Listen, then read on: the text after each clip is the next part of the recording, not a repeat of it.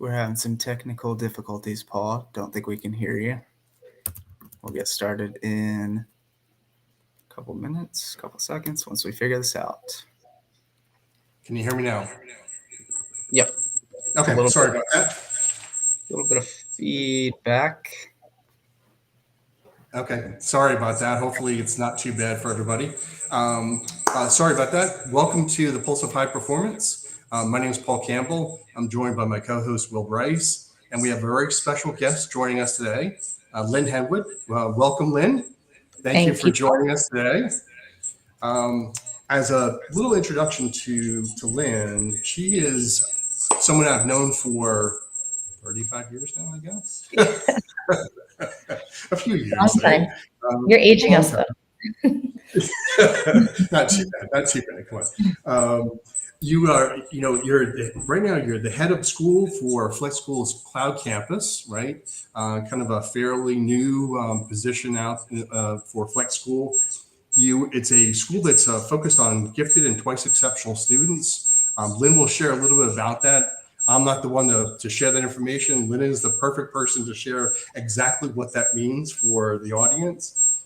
She has a wealth of experience in this field and tremendous knowledge around students and these twice exceptional, what they call 2E students. She's an expert in the field. She's a national speaker on the topic.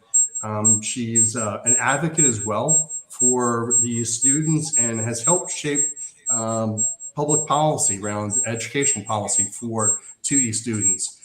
What I'd like, Lynne, is, I can share a lot about your background, but I think it's best coming from you, sharing kind of your background and your experience for the audience. Okay. Thanks, Paul. And thank you, Paul and Will, for having me. I'm really excited to be part of this podcast. So like Paul said, I'm the head of FlexSchool's Cloud Campus, and I'll be going into a little bit more about what FlexSchool is and does, but just a little bit more about my background. So I started in teaching in a gifted position, teaching gifted learners. And although I have gifted children of my own, I didn't really understand from the education perspective what their needs were. So I went back to school and got a special certification in gifted, which was really valuable and just fueled my passion even more for the area and kind of made me realize how misunderstood this population is. And even just the, now I think I made it worse, Paul.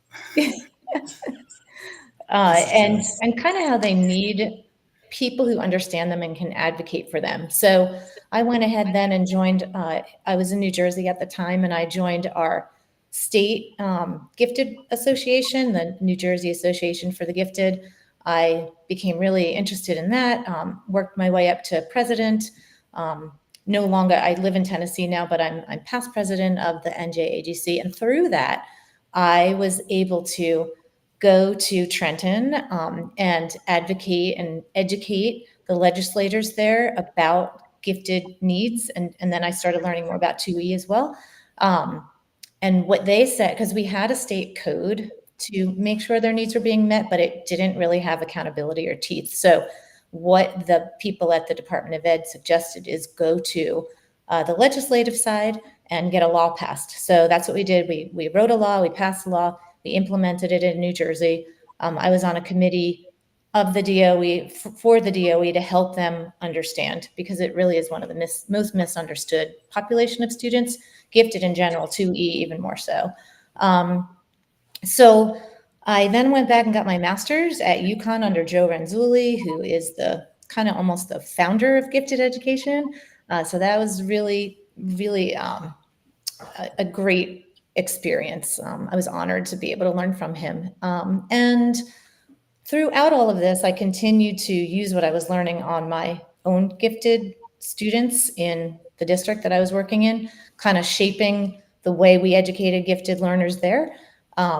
And then this opportunity was unexpected. I went to a local 2E school, which was in New Jersey in Berkeley Heights, just to see how they worked with 2E students. And I loved it so much. And they just happened to be opening a new campus in New York.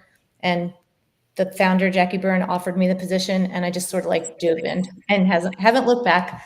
And then we started this cloud campus After COVID, we realized how some of our learners do much better virtually, and it's really a better fit for them. So this campus has been growing, the community within it is growing, and I'm really excited about the direction we're going.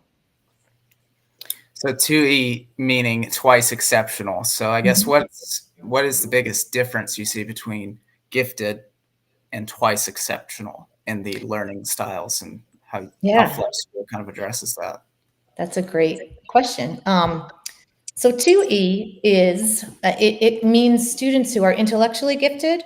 They may have some really high areas on their IQ or the way they learn, and they need like acceleration, advancement, depth, complexity. But at the same time, they have learning disabilities, and that could be dyslexia, could be ADHD, they could be on the autism spectrum, a variety of things that sometimes create barriers to the learning, or definitely create a kind of like a profile that is not quite understood by educators, how to address their needs. They really are, their brains are neurodiverse. They definitely think and process information differently. They can be more emotional sometimes, intellectually sensitive, kind of some hypersensitivities. They have one of the hallmarks of a 2E student is their asynchrony. So you might be talking to a student, and let's say they're 10 years old, and they can talk to you about a certain subject like a college professor would. The vocabulary, just the understanding, and you're like, wow, this kid is brilliant. And then you ask them to write about it, and they can't even put two sentences together because they struggle with dysgraphia or dyslexia, or maybe even just an anxiety around putting all those thoughts on paper. It could be that one of the other hallmarks, it's not across the board, but they have executive functioning skills that are lagging. So writing requires a lot of organizational skills, task initiation, things like that. So they may struggle, which for a teacher, who's trying to assess them on their writing skills, it can be really, really a struggle for them. So the asynchrony is a big piece of it, asynchronous development. And as you can see, because of this profile, they are really, they need a special combination of educational programs and counseling support. They need a combination of special ed and gifted. And a lot of schools just aren't really, they first of all don't really know how to identify these different needs, because often the gifted abilities will mask the disability, and sometimes vice versa. The disability masks the giftedness, and both sets of needs aren't being met, efficiently. That's interesting. So that's where you guys come in. That's where FlexSchool addresses those both ends, I guess. Yes, yeah, absolutely. One of the most important things I think FlexSchool does is we embrace the whole child. So we create an environment where they are accepted as they are. We put the strengths and the interests and the talents first. So that's what we leverage. So we're not seeing students coming in as broken in need of being fixed. That's not at all what we see. We see this like wonderful, beautiful child with all these gifts and strengths coming in. And that's what we harness. At the same time, we can support for the challenges, but that's not the thrust, because many times these kids are very discouraged when they come to us, because well-meaning teachers and school districts will be using a deficit model, and they'll be really working to help fix the problem, help the student, really, every day. Let's say it's writing that they struggle with. So what do you do for a student struggling with writing? A deficit-based model says, let's give them more writing. Let's just let them write all day until they get really good at it. So that's really kind of demoralizing for them. And it certainly doesn't make them want to come into school. So we do have kids who have experienced trauma at school in that way. School refusal, bullying, because these kids really can be very quirky. Not all of them, but some of them can be so interested in, let's say, string theory, and they want to talk to people about it. Nobody is really interested in their peer group talking about string theory. And then on the other side of the coin, they want to talk about Pokemon. And again, the kids are like, we want to talk about sports or, for example. So it puts them in a tough position socially. Also, these frustrations that they're feeling can manifest in some negative classroom behaviors. Maybe they're calling out, or maybe they're frustrated, or they're so anxious that they're now under the table. So there are things that when they're not in an environment that can really meet those needs, they can really have some of these negative behaviors that put them in the principal's office. So you can kind of see why our first kind of order of business when they come to FlexSchool is to reestablish trust, so that they can look at adults and say, this adult is not going to yell at me. They're not going to put me in the principal's office. They're not going to keep making me write all day long. They see me, and it takes a while. But once that starts to happen, things start falling in place. So I think you were asking, like, what do we do for them specifically? So the environment, like I said, the physical schools have a very relaxed environment. The cloud school, they're in their own home, and they can control the variables, right? They can control the sounds, kind of the smells. If they're oversensitive to those, like background noises, then they can be in their favorite cozy chair with their cat. So these things help alleviate anxiety and help that intellectual side come to the forefront.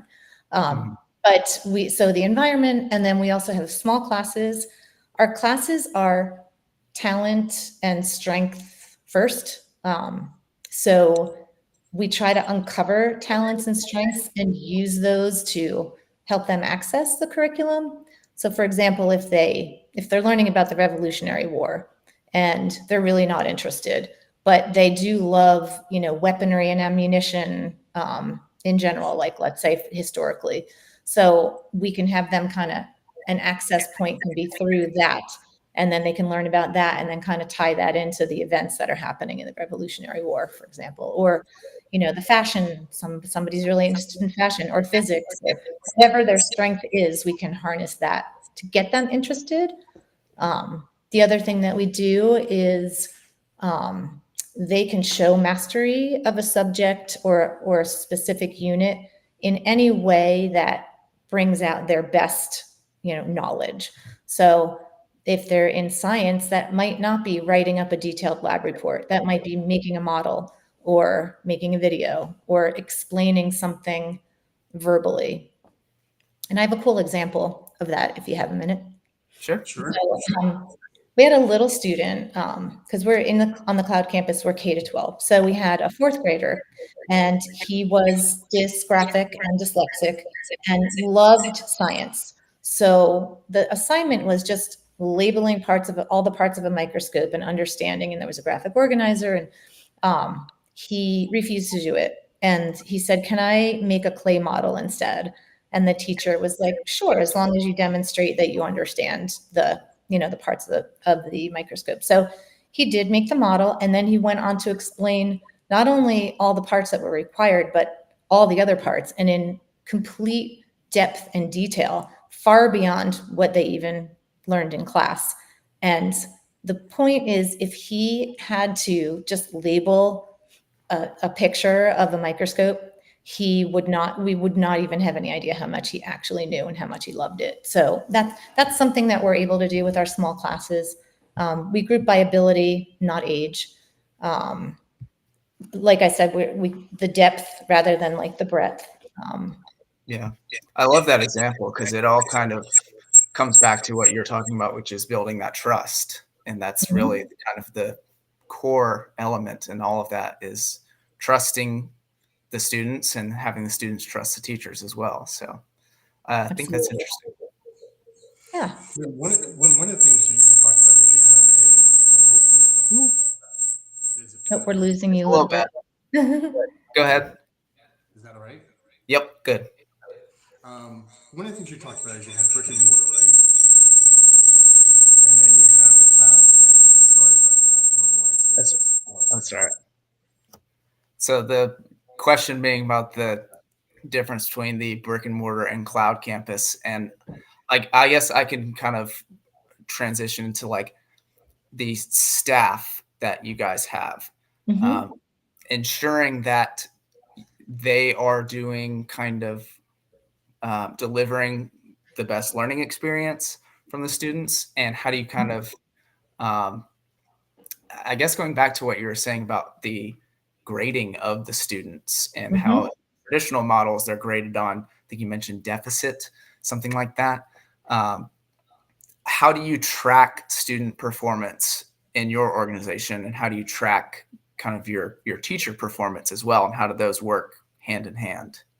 Yeah, and like you mentioned, the virtual school presents certain advantages and certain challenges. And one is I can't just walk down the hall and see what's happening in all the classrooms, right? Yeah. All of our we are Zoom a Zoom school, so we are live. The classes are live and interactive. There's no asynchronous learning going on. It's relationship communication based. They also do independent work at the same time, but what I do is all the classes are recorded, and there are times that I'll just kind of watch a recording and see kind of what was going on, and I do gather data from what I'm seeing.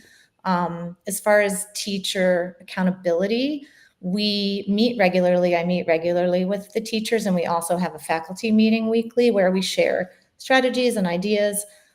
We have a performance rubric for the teachers, for lack of a better word, because I always explain to him this rubric is not about like, gotcha, you're not doing this well enough. We're all on a journey to growth. And, let's kind of pick out a few things on this rubric that you want to focus on this year and, work toward moving up to mastery level on that. So I have a very kind of communicative, open relationship with all of the teachers, and they're not afraid they know that I am looking at them just the way they look at their students in a growth model. So I'll meet with them regularly on which goal they're working toward, giving examples of how they're working toward those goals with students. As far as student, tracking kind of their progress and their mastery, we use rubrics. The teachers use rubrics for them as well. And they have objectives and instructional goals for every unit. And the teachers have to have a way to measure kind of like the continuum from beginning to, I've mastered the content, and they'll have evidence in the students' work. And most of the time, the objectives don't really require a specific way of showing mastery. So if a student is not, if their weak area is, I just keep using writing because that is a common weak area for these kids. They don't need to use writing to show mastery unless the objective is write a paragraph or something. Mhm. So, however, the rubric for them can be general enough to say they know X, Y, and Z points, they can explain in detail, they can use evidence, and they can do all of that without writing, unless it's a writing goal that they have. So we definitely keep keep a close eye on progress, and it's really about progress. It's about meeting the students where they are, and then helping with scaffolding, helping them get to that next level. And since we are focused on their strengths and talents, they are more open to the scaffolding that they need in order to reach that next level. They feel more self-efficacy, so they're not as resistant to using the tools and the help that we offer them, because we can't ignore the deficit. We just have to kind of use the strengths to build upon, growth on the deficit areas. Right. Yeah, that makes sense. And go ahead, Paul. Yeah, that was great. And sorry about my camera. Sorry, technical difficulties today. I don't know It why that's going happens. on. Yeah, I know it does, unfortunately. This will hopefully be better. So, Lynne, you talked about kind of the remote workforce, right? So focus on that side right now. You started this cloud environment from scratch, right? Well, I'll just interrupt to say not really from scratch. We had a couple of kids doing a cloud experience, but really just like private classes and one-on-one. So we did build it from there. So really, it's kind of building it from scratch, right? It wasn't Yeah, the format yeah. about, right? You really built it. So, which is Correct. awesome. It's wonderful to do that. But what are the challenges that you face with kind of a remote workforce, right? You talked about the Zoom meetings with your teachers, right? You have the conversation, you have the rubric where you're looking at whether it's the learning style of the student, but also how the teacher's performing against the goals you're establishing on there. Yeah. What are kind of the challenges that you find on a regular basis that you experience in conversations with your teachers? Well, really our whole foundation is relationship building, because I feel like without positive relationships with students and teachers and leadership, it's just not as robust, and it's just not a healthy environment. So my first line of kind of action is building relationships with the teachers. And because one of the challenges is they sometimes feel isolated. So in our meetings, in our weekly faculty meetings, we've created, like this year we started can you guess who? So all the teachers filled out a Google form with something interesting and surprising about themselves. So in the beginning of the meetings, this past week, it was, which one of us had a short kind of career as a clown, as a professional clown? Nobody could guess, but it brought a lot of conversation. And then when the person, kind of stood up like I was the clown, she could tell the whole story, and that builds camaraderie. And I sometimes I have a lot of things I want to cover in the meeting, but I feel like that building of relationships with each other is really important for staff kind of fulfillment and happiness. So that's kind of a solution to the isolation issue.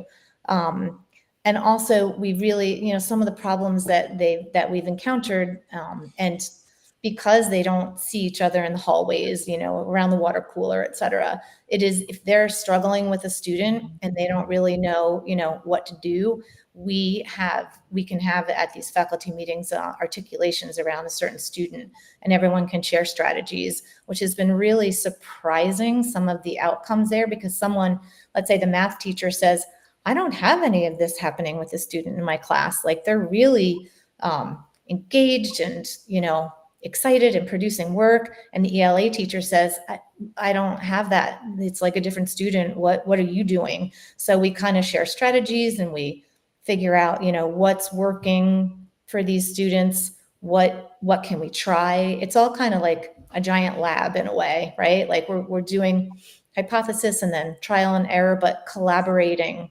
around students to try to figure out what works for them, because they are probably, I'd say, the most complicated population of learners that I've ever experienced. So we need to be a team. And I just work really hard to make sure we all feel like a team.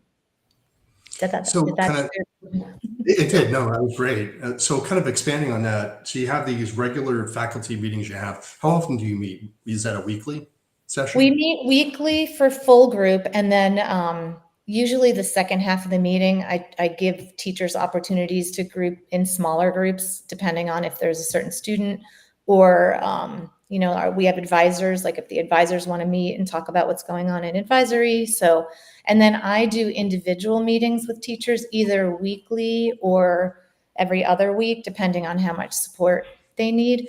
And this way I can really keep my finger on the pulse of what's going on, and kind of even like where the teachers are in their comfort level. Are they feeling confident? Are they stressed out? Because you can't see that, day to day. So I think it's really important to keep that FaceTime going.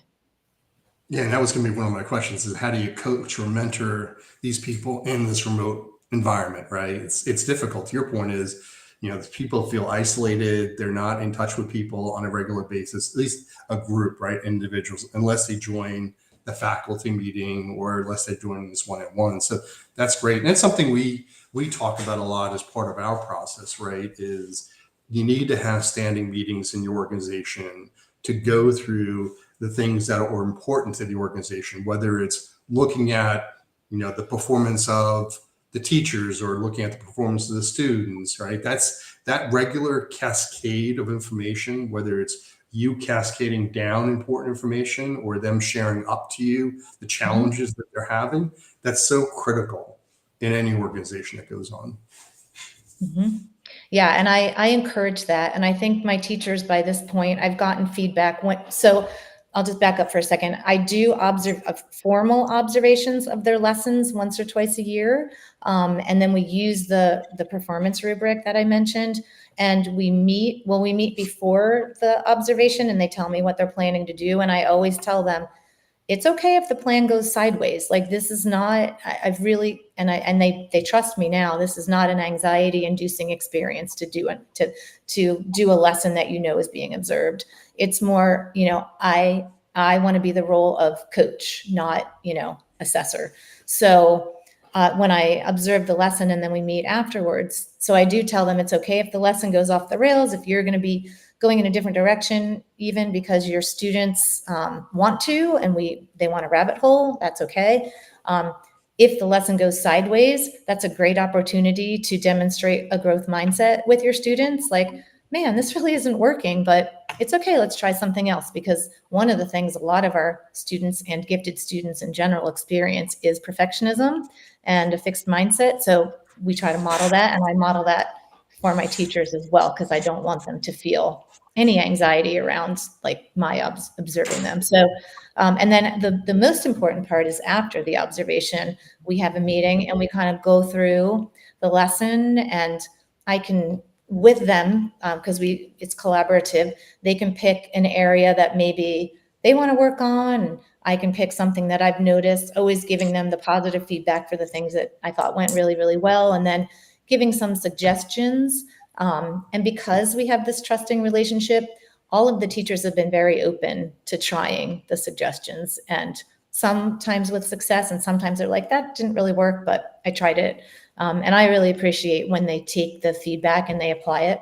And then at the end of the meeting that we have post observation, I always ask them, please give me feedback as a leader. Like, I want to be here to support you in the best way I can, and I want to grow. So they've given me some great feedback that I've then, adjusted how I do things based on that. So I feel like it's a very healthy collaborative relationship, and that's critical everywhere, but especially virtual, because we can't just have impromptu meetings, or, we do have cameras on, so we do get facial expressions, but it's the nonverbal kind of loses a little bit virtually.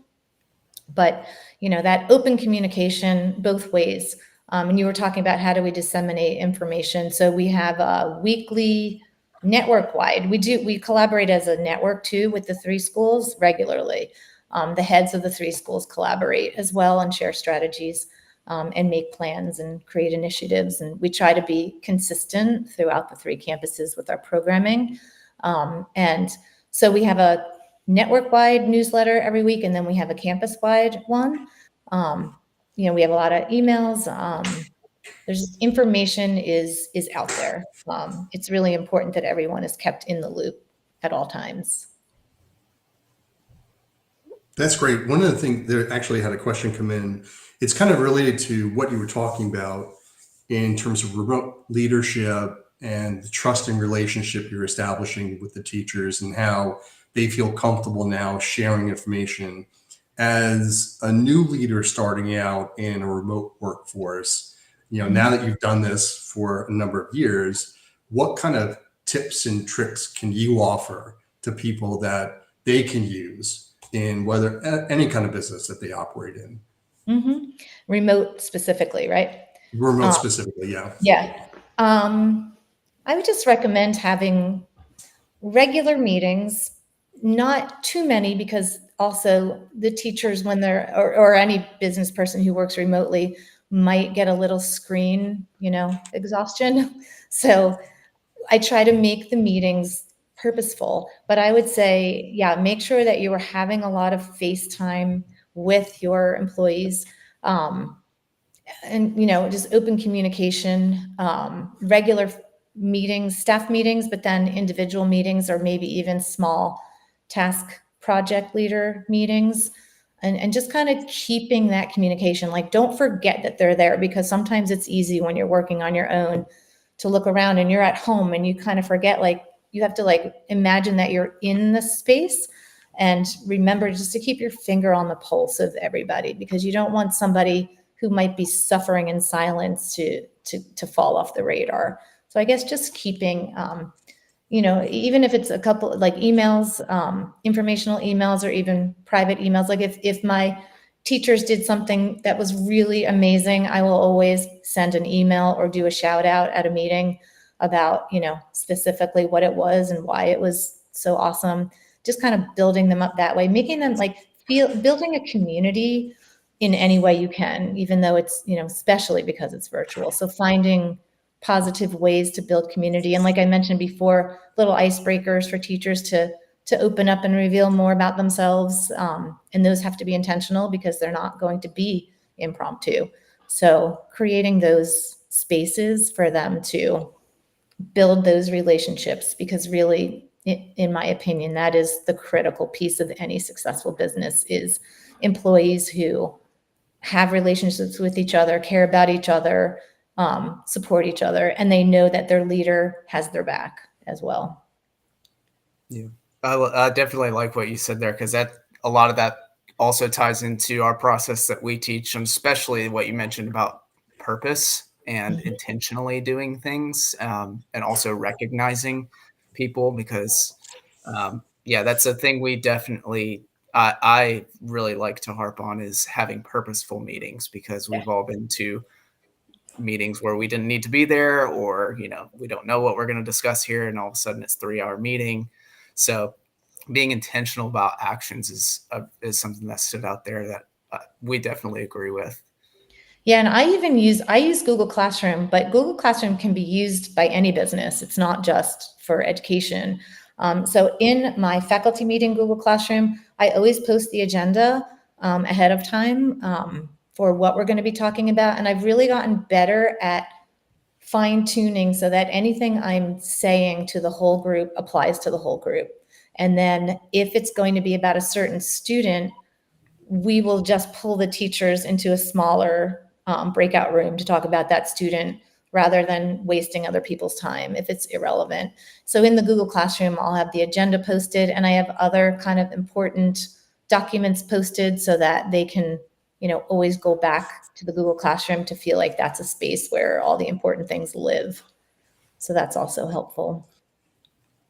And that's so critical, right? Amazon just came out with their announcement, right, where they're bringing everyone back into the office, right, 5 days a week. But one of the things they did say is all the pre-meetings they're going to try and eliminate, right? Yeah. To your point, is there's so many meetings that happen, whether it's the actual meeting, or it's the meeting before the meeting, or it's the meeting after the meeting, right, that go on. It's crazy. And we see that all the time in our companies too, right? You see these calendars, they're just filled, and they're double booked on these meetings. It's like, how do you do any work as a person? You can't. No. That's the problem. Yeah, I think sometimes virtually, like I'm interviewing for a couple of teachers right now. So my calendar's been booked with back-to-back meetings. And then you can't have that like think time or that like task project time. So I feel like one thing that helps with that is to have action steps for every meeting. So like your bullet points on what you want to cover, and then what are the action steps, and make sure they're really clear to everyone, like what and who's doing which action step, and how we're going to then regroup to discuss if the action steps were completed, what else needs to be done. So I feel like when the conversations can definitely go all over the place without some hard and fast action steps. That being said, I do devote the first 10 minutes to, just because we're virtual, just for communication and relationship building. And part of me was like, is this a waste of time? Because I should go in and boom, boom, boom. But the feedback I got was, when I ran meetings that way, it was too impersonal, and they crave that time to get to know each other. So I think a balance of kind of just some open time for conversation. And even I did start I threw out the idea of having like a faculty room where teachers can go in and chat, but I found no one wanted to, because they're tired of looking at a screen, and I don't blame them. So I think building in the first 10 minutes, and then the rest of the hour is, really just relevant business items. And then breaking into small subgroups really helps. And that's kind of one of the things when we go through, there's a standard agenda that we typically teach. One of the things we talk about is around the table, and you talk about recognition. It's so critical. in organizations that many fail to do, right? It's such a easy thing to do a shout out or do a recognition of someone. And many organizations fail to do that. But as you go through that, what you're saying is you're also right. The creativity and the innovation side, you don't want to stifle that, right? And a lot of people do feel sometimes that if it's a very structured standard agenda item, it's good because I can be in and out and it's focused. Some people don't like it because it stifles that creativity that are going on. So you have to kind of look at that as well. One of the questions we have for you, Lynne, is around data. I know you talked a little bit about this and kind of usage of that. And it's kind of twofold, right? You look at how you evaluate the students from data, and obviously they're different, right? How you evaluate them.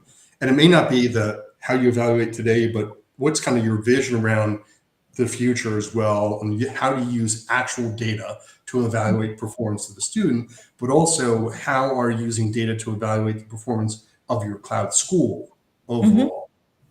Yeah, and our data, because I thought a lot about this, I look at data sometimes as hard numbers, and we do use some of that, but we also use a lot of qualitative data in our, kind of within our organization, but we do have quantitative data as well. So I'll start with like the data that we use to improve student learning. So we get a lot of when parents first start exploring the possibility of coming to FlexSchool, a lot of their kids have had neuropsych exams. So they send us that data, NWEA MAPS testing, report cards, which can be pretty subjective, but anything that they've had, like an ed psych, sometimes they'll have an ed psych evaluation that they can share.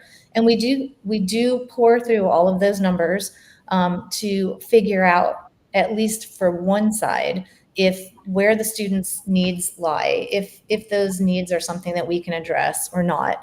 And if we do enroll them, that data also informs how we're going to approach their specific educational plan.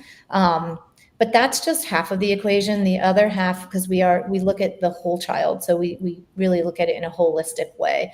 So the qualitative data, the conversations with the parents are a really critical part of this whole puzzle, and they'll give us examples and all kinds of more subjective data, but it's right. It hits the nail right on the head to give us another piece of what we need to know. So on paper, a student might seem, a certain way, but then you get to know the child and the parent, and then you see the whole picture.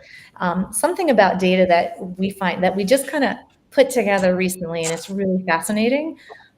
We look at any student who has an IQ test, which a lot of them get as part of their neuropsych or ed psych evals. We have taken the composite score, which is like the sum of all the subtests, and we've looked at that and we put it on a graph.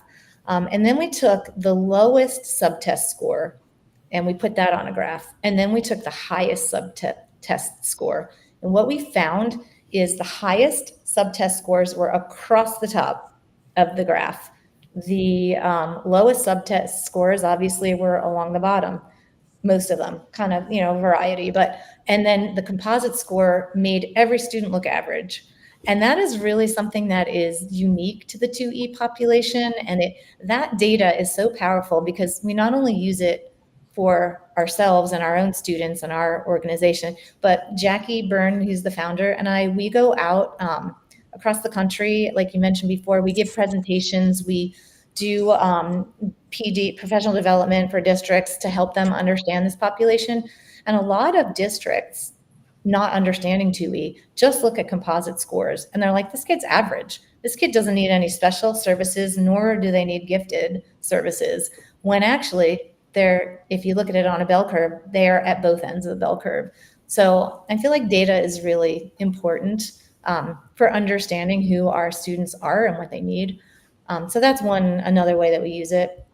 We do honored IEPs, which is individual education plans that public schools will give us.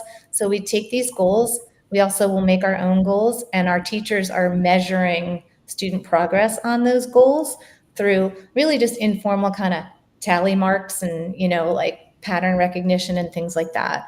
But then we take that data and we use it to improve the way we're delivering lessons, or just like to track progress of how students are growing in our program.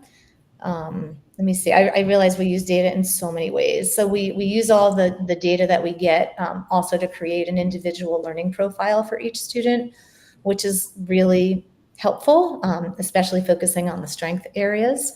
And we do a lot of action research. So I'll like kind of read the research, the most recent research going on in education, whatever I learn when I go to conferences, and I take all of that and put it into the programs that I'm developing and try them out. So, and then I kind of take the data from how are the students receiving this programming? Is it working? And I look for different factors to, sort of just document, and then I can determine whether or not this certain program, area or certain strategy is working or not. So I feel like that is the way data works for us. I have a quick example too. I don't know if we're almost out of time. No, you go ahead. Close, but no, go ahead, check. Okay, so we had a student last year, a high school student who was selectively mute, was sitting in the classes, barely showing, because we require cameras on so that we can have community. Sorry, Paul, you have an excuse this time. But we usually would just see the top of his head. He wouldn't really respond. And the teacher gave some choices for how to show mastery, and it was biology. And one of the choices was this kind of, I don't know, some kind of puzzle type thing to put together things that are connected in biology, whatever it was. All of a sudden, she was shocked because he did this puzzle in no time flat. And she was just like, he usually was like very disengaged and not producing work. And, these kids are themselves puzzles that we're trying to like find the key to unlock, right? So once we met and we talked about it, because she said, I can't believe this happened. So we met. And then I said, well, let's pull up his learning profile again. And they all review the learning profiles, but then sometimes when you're in it, you forget to keep checking back. So on his IQ, his visual spatial ability was genius level, but his processing speed was very low. So in class, we kind of put use that data to put together like, okay, well, he's just not following along quickly enough with the conversation and all the things that you're teaching, but you gave him a task that played into his visual spatial strength, and he was on it. So we use that action research and that data to really just design individual programming within the class, but differentiation so that we can really, get these kids to shine. That's awesome. That's great, Lynne. That's awesome. I mean, it's amazing what you do and how you help these students. So thank you very much for sharing all of your knowledge and what you're working on for these 2E students. Thank you for joining us on the Pulse High Performance, sponsored by Visuan. If you would, can you share with the audience how could they get in contact with you if anyone had questions? Yeah, well, we have a website, FlexSchool. I'm trying to remember if it's .net. I want to say it's .net, but if you put Flex, Flex, and then school into Google, you will get our website. I'm on there, but you can also email me at Lynne, Lynne, @flexschool.net. I always love to share this information. I could talk for hours right now. I won't, but I love advocating for these kids and sharing, just to raise awareness that they exist and that they have needs, that if those needs go unmet, it can, not only do they not maybe live out their potential and the world misses out on what they have to offer, but they can also become depressed, anxious, and sort of end up just unfulfilled. So I am happy to talk to anybody who's interested. That's wonderful. Thank you very much. Will, anything else to share as a closing remark? No, I think it was great learning, hearing from you. And we obviously agree on a lot of ways to approach and view the pulse of high performance, as we call it. So we appreciate you coming on. Thank you so much for having me. Yeah, Lynn, thank you very much for having us. And everyone join in next week for another episode of Pulse High Performance next Thursday at 12 p.m. Thank you. Thanks.